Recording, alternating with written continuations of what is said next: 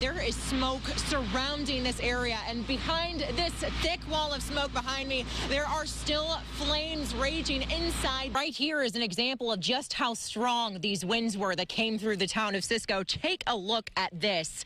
This large tree was not only uprooted from the ground, you can see a gaping hole down there about 6 feet deep. I am right in the middle of chaos right now. These kids are jumping and they're trying to bounce me, and they are having so much fun. There are 4 different warnings in place to stop people from doing what this woman did.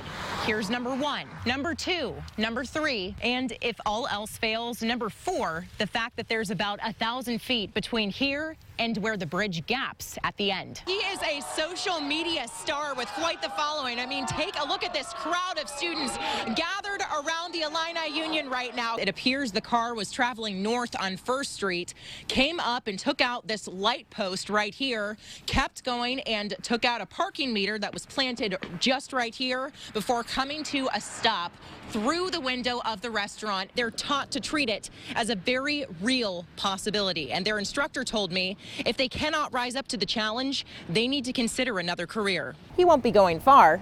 He'll be working part-time at a law office just a block down the street. I'm still thinking about coffee, and I always think about weather as the determining factor of whether I'm going to do, well, iced coffee versus hot coffee. Oh, so tomorrow's probably the last iced coffee day. Well, are you always kidding me? Always hot coffee, always hot. Oh, no, I just you don't put iced coffee. Good evening, I'm Emily Braun. There's a lot to unpack here in a budget deal, new taxes, legal sports betting one step closer, and a Danville casino in the mix. We've got team coverage on this tonight. WCIA3's Mark Maxwell is live in Springfield. WCIA3's Miranda Meister is standing by in the newsroom. Emily, you actually experienced it yourself. I did, and it all took less than 2 minutes. But in those 2 minutes, I felt the adrenaline and fear that you'd imagine officers experience in a real-life scenario. So I'm going to show you how these officers are trained here to protect their communities should something like this happen. But before I do, I want to warn you, some of these images are a little bit graphic, so viewers' discretion is advised. This looks like a warehouse, but these officers were told this is a school, and there's a suspect in there with brown hair, a black hoodie, and a gun. Officers rush inside. The first thing they see is a victim on the ground. Other victims move toward them, clinging onto their uniforms, begging for help. All of this within about 20 seconds. We gave them a pretty tough scenario. We hit them as soon as we had shots fired. We had victims bleeding. Then a man dressed in ordinary clothes with a gun in his hand starts shouting. Not all the officers noticed the badge on his belt. And they had to make a decision if that was a good guy or a bad guy under split-second conditions.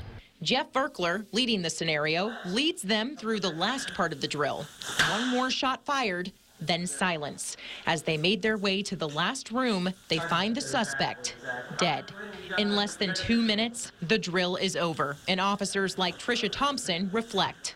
My adrenaline was really high. I mean, it's something that we all think about a lot these days, so it was nice to kind of know what to expect. Verkler debriefed with each officer afterward. He hopes from here they'll get more training from their respective departments, because he says you can't train enough for a job that can kill you. They know this is a significant event.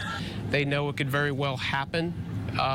When they're on duty, they could be some of the first responders into this. It was a thrill, and it was a little scary too, but I think that the training aspect is really beneficial. This was the Bradley Avenue Bridge in Champaign. This is what's left of it now. Complete demo from substructure all the way down. Crews are building a new bridge, safer than the one before. It's a big job. In the meantime, we go above and beyond the best that we can, always to protect our guys and the public. The problem is, the public just doesn't think it applies to them at certain times. A woman came barreling through and ended up like this. There are 4 different warnings in place to stop people from doing what this woman did. Here's number 1, number 2, number 3, and if all else fails, number 4, the fact that there's about 1,000 feet between here and where the bridge gaps at the end. In this case, a 5th. We had a guy working on the side of the road, and he tried to get the car to stop.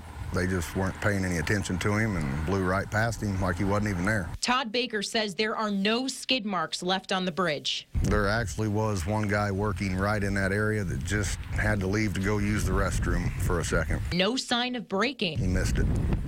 They missed him. But there's a dent here, and this dash cam video showing exactly where the car did come to a stop. Could have been a lot worse. If the crew had been working on that slope wall at the time like they'd been doing all morning, there'd have been a couple of guys lost their lives. Speaking of dash cameras, there's a lot of crazy drivers these days, so it's nice to have that backup in case something does happen. he lives close by, and he just got one, but he's glad this video is not his. Not like that, no. Baker says before this, they never had any issues with drivers. He hopes their safety is not put in jeopardy again. Keep in mind it could be your son or your daughter out there working. So in the end, his crews can finish the project that will make this road safer for everyone.